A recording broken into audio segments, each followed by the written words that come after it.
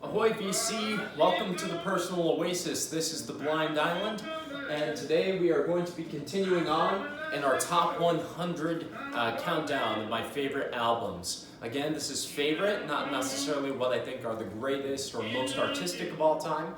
And if you have any comments or questions, feel free to leave a comment below. Now let's get on to the countdown. At 35, I have Talking Heads' Remainin' Light.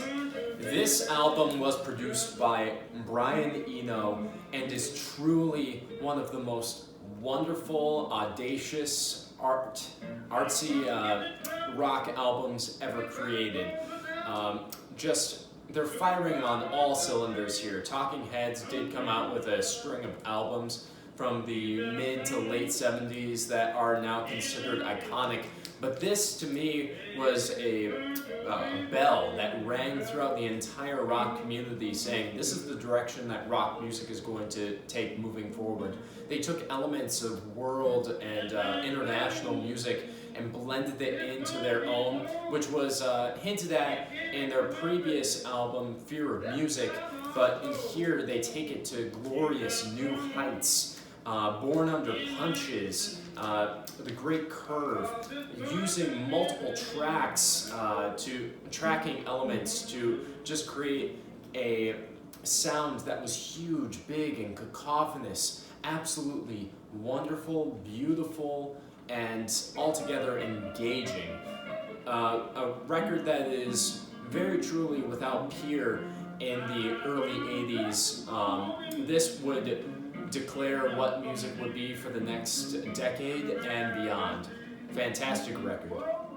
At number 34, I have Penny Goodwin, Portrait of a Gemini.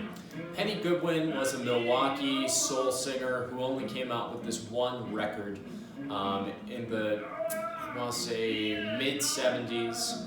And it's an incredibly rare, difficult album to find, even when it was bootlegged back in the mid-2000s. Those can go for around $40 to $50. I was lucky to find this in a record store in Watertown, Wisconsin, and it will still be one of the greatest finds that I've ever had.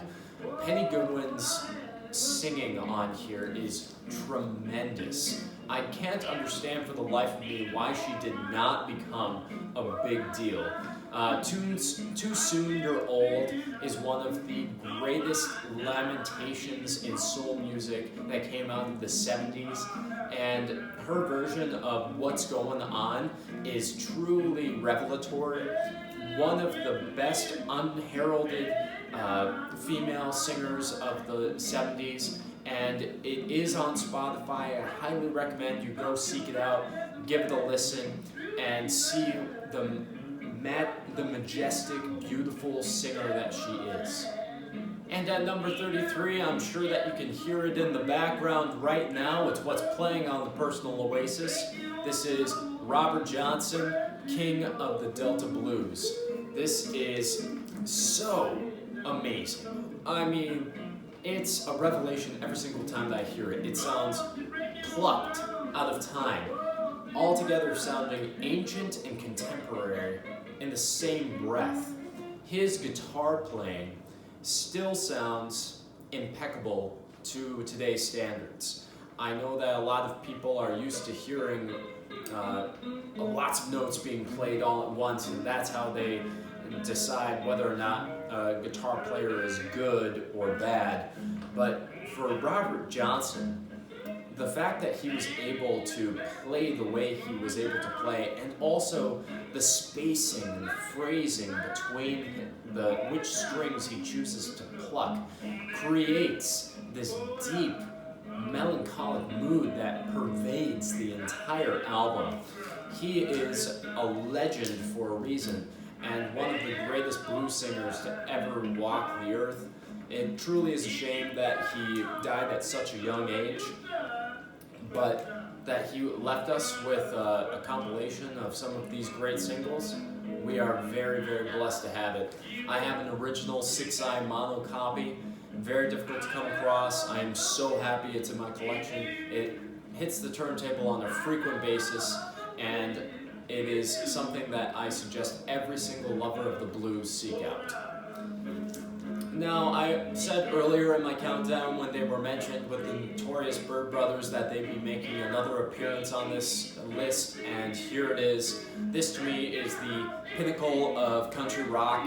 It has never been topped, and I doubt that it ever will be, by the Byrds members deciding to bring on a young Graham Parsons and infuse their sound with the depths of country that he was so deeply in love with. For a brief shining moment, the Byrds became the greatest country rock outfit to ever grace stereo turntables. This record, it is so sweet, so harmonic, and just oozes sincerity. I love this album so very much.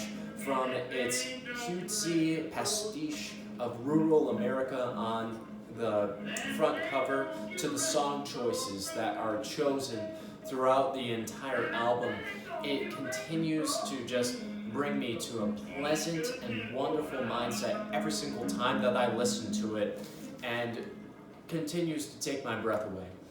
If you have not listened to this and think that country rock is just AOR filler, you need to hear this album. I have Leonard Cohen, Death of a Ladies' Man. I did do a review on this album on the channel if you want to check that out.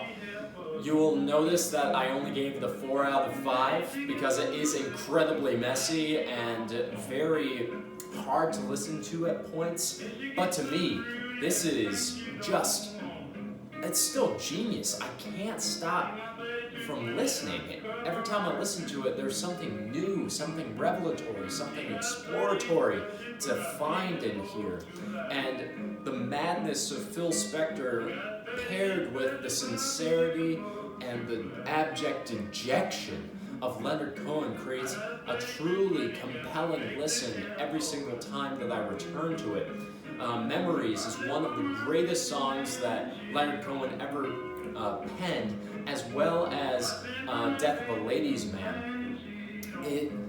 If you like Spiritualized, and you like that, Spaceman 3, you're going to love that song. It literally sounds spaced out of this world, into the universe, being beamed out to an alien planet.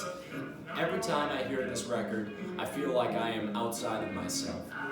So what did you guys think of this particular segment? Did you like the records that were on here? Let me know in the comments below, and I hope that you have a great day on your own personal basis.